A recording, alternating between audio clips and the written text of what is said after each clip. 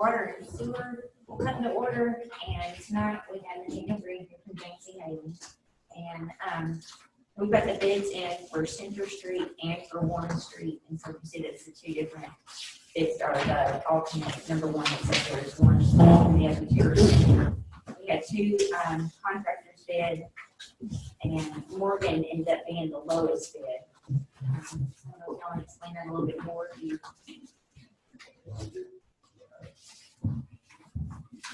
First time talking to this particular one on, so. And also, I feel like cool my ears a little bit tighter too, so looking kind of like Dumbo, but hey, for everybody else.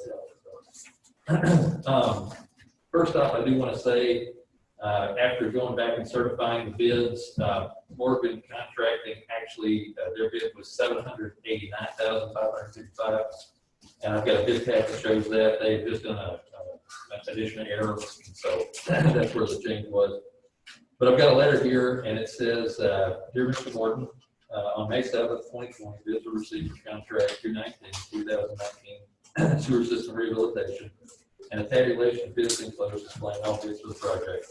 Based on our evaluation of bids submitted and our knowledge of the low bidder, we recommend the City of McMinnville award contract 219 for 2019 sewer system rehabilitation Morgan Contracting Inc. in the amount of $789,555.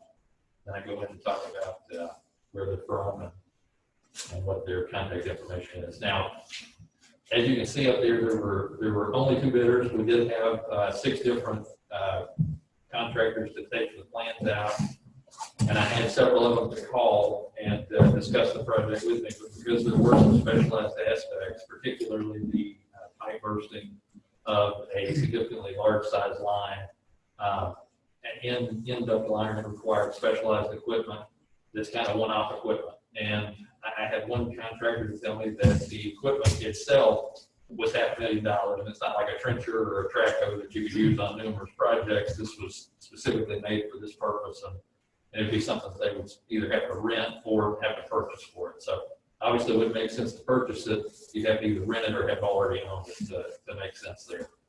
And so of those that had all the questions for me, none of those guys did. And I had these two that did bid.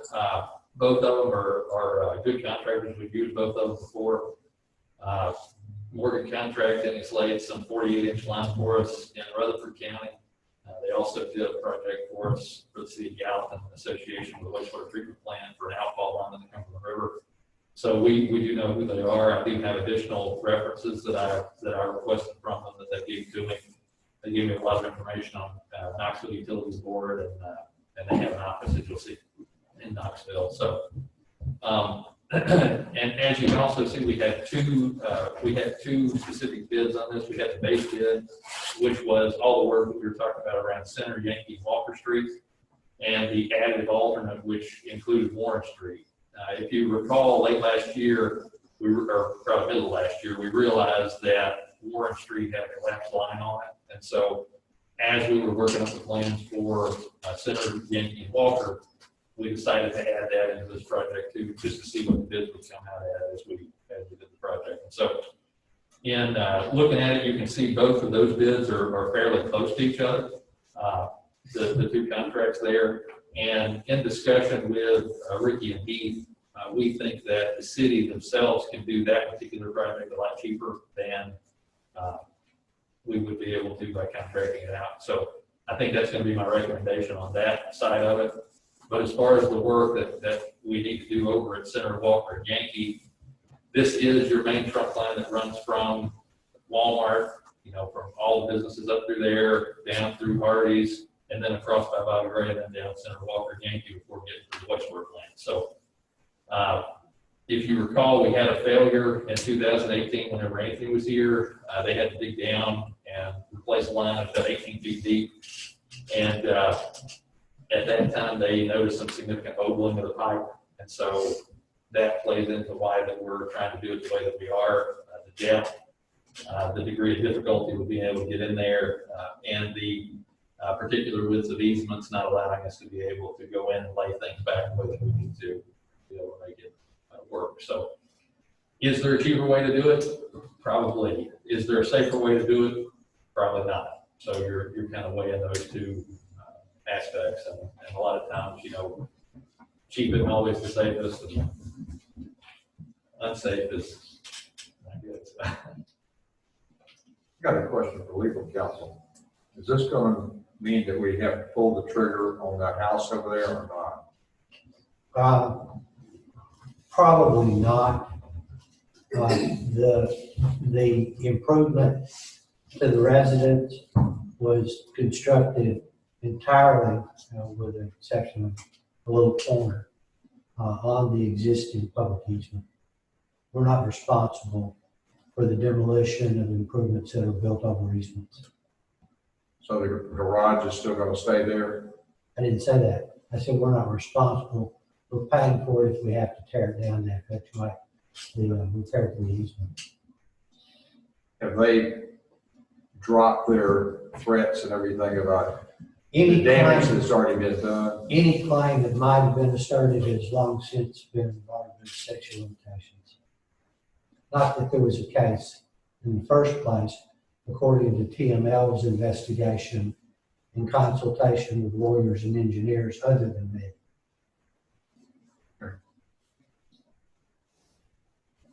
Why don't we go into executive session after the full board meeting and talk about that? I'm more than happy to. The question might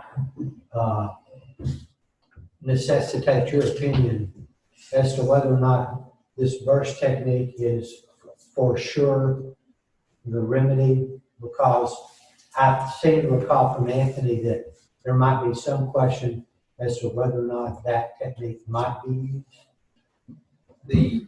The difficulty is going to be currently, well, not currently, but at the time that they repaired the line, we knew that the pipe had opened. Okay, so knowing that, what they're going to have to do first is go in and do a little bit more reconnaissance and figure out if the pipe is open anymore. As long as we can get the reamer head through it, I am assured by the ductile iron pipe manufacturing company that they'll be able to, their pipe will be able to make it through it, that they'll be able to burst it and everything will come out okay. If it has collapsed, then we will have to dig it. Now, we have a price per foot for digging, we have a price per foot for pipe bursting. So, And that's relevant, the engineering is relevant to the legal question, because if you're not able to use that burst technique, as I understand it, TOSHA requirements will require step backs from a construction site that might extend beyond the existing easement. correct. Then we do have a legal issue. We might have an issue of condemnation or inverse condemnation, depending on that outcome.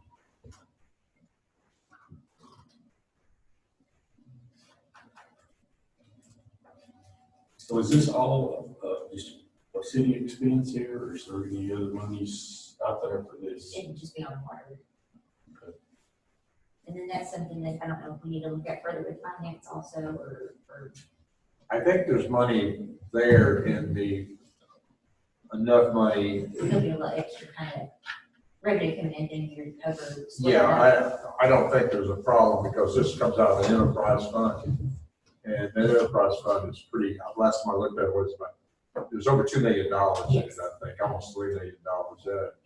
So I don't think there'd be any problem. Is there any grants or anything else that we can pick up? They kind of looked at that and, the SRF option, all that might take a little bit longer to go through the state revolving loan. And then we looked at, I guess our ranking's 34 for. Yeah, so the SRF, we've submitted, actually for this project in particular, back, I guess it was the last cycle, not this cycle, and we were ranked for it.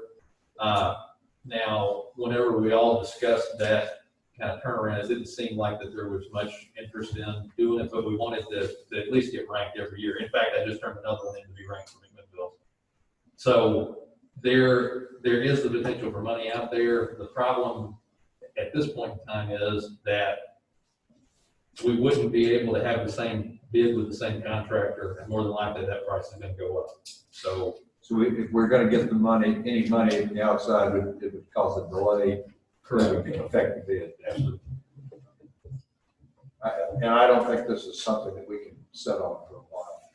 That's, I know Anthony was concerned about it. That's not my opinion. I wouldn't let it push out much further.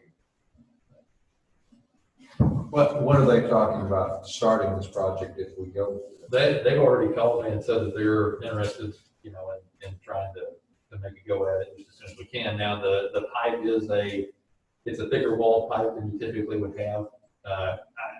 In talking to I've even had the manufacturer of the pipe call me and said, hey, can you let me know if this is gonna go or not pretty soon, because I need to make some appropriations. So the pipe's gonna be specifically made for this job, and I'm assuming that's gonna put it to 1 to 2 month, you know, time delay on making the pipe. Other than that, I'll have to get some information on manholes and things. We'll have to make some appropriations and have a pre-construction conference, but hopefully within, you know, 3 weeks to 5 weeks. I mean, sorry, within, that's not what I meant. So within 3 months, I'm hoping that we would be able to begin construction and get some things going. Are we gonna be closing any major streets? Not any major streets, and no outlets are on, no outlets. The one that comes down diagonal, I think it's Yankee, that comes down and goes across.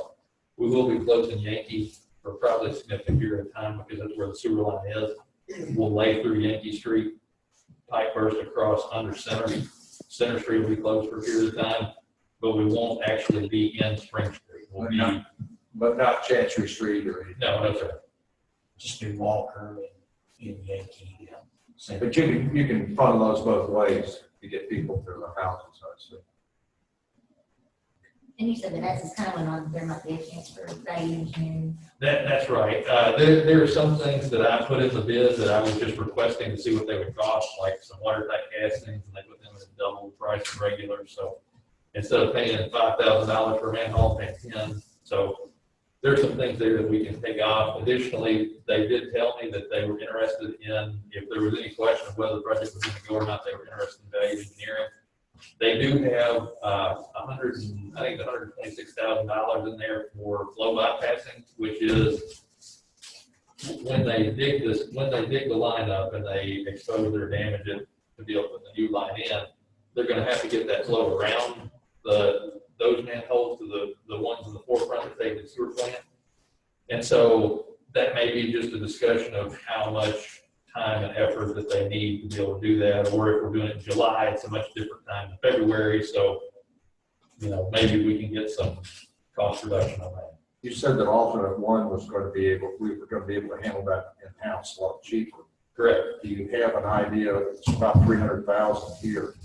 What's it going to cost us in-house? Is there The order of number, magnitude figure that you can give us about that? the number, The number that I asked Heath to figure it, and we're looking at around $112,000. And then we have to buy or rent the skid steer.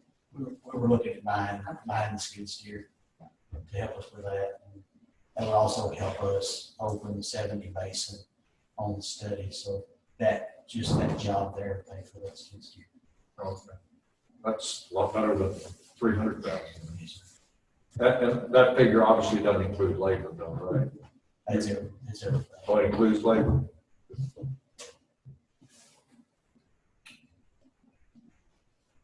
Make a motion to approve Morgan Contracting Incorporation bid, base bid of $789,555. correct. There's a motion to accept the bid. Motion and a second. Are there any other questions? To recommend to the board. To recommend to the board, the full board. Any other questions? All in favor? Aye. Aye. Any opposed? Any more questions? Then we're adjourned.